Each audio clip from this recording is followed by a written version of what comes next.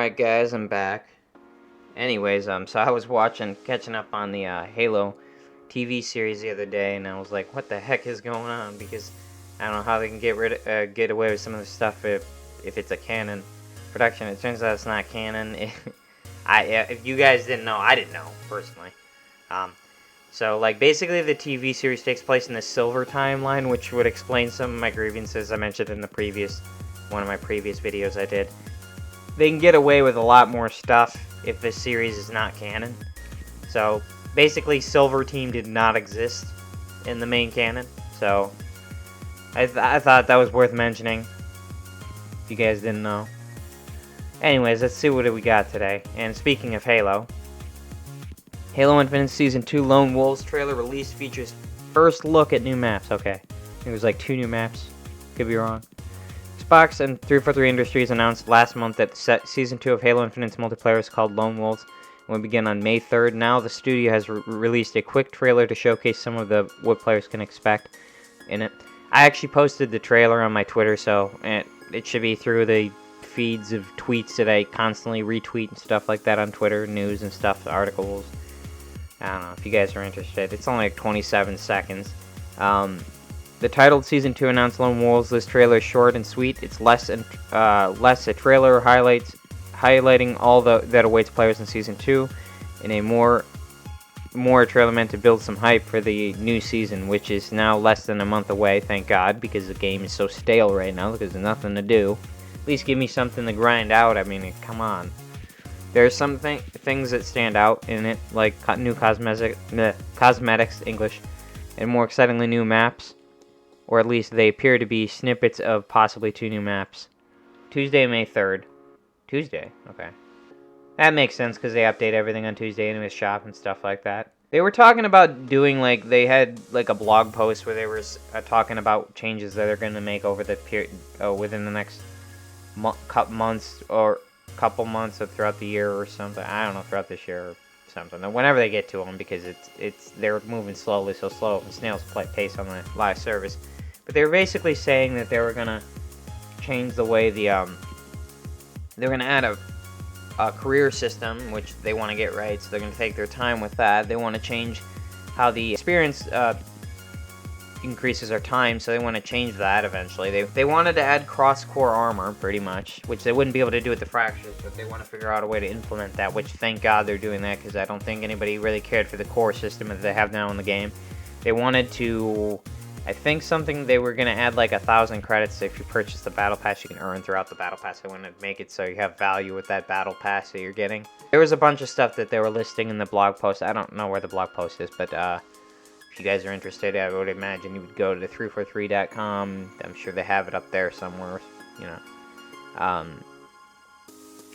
Anyways, I just figured I should mention that. But thank God we're getting something, because it's been stale recently, and it's just, I don't know. There really wasn't much to do. I've actually just been going back and playing older games simply because I'm bored of what's currently out, and I'm kind of broke right now, so yeah. I thought this was ridiculous. Call of Duty maker says it's raising pay for the QA, but not the unionizers.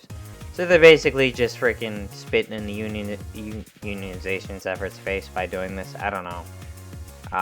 Technically speaking, I'm pretty sure in the United States there is laws against companies preventing people from unionizing.